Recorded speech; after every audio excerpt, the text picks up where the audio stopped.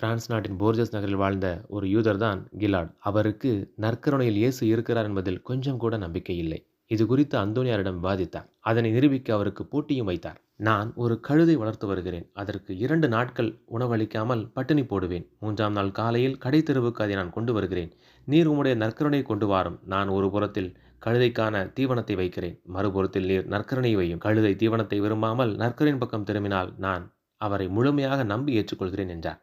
2 நாட்கள் உணவு ஏதும் அளிக்காமல் 3ஆம் நாள் காலை தம்முடைய பரிவாரங்கள் மற்றும் கழுதையோடு கடைத்தெருவுக்கு வந்தார் கிலார்ட். அந்தோனியாரும் 2 நாட்களும் மிகுந்த இறைவேண்டல் செய்து 3ஆம் நாள் காலையில் பக்தி உணர்வோடு நற்கருணைநாதரை கரத்தில் ஏந்தி வந்தார். ஒருபுறம் மிகவும் பிடித்தமான உணவு, மறுபுறம் நற்கருணை.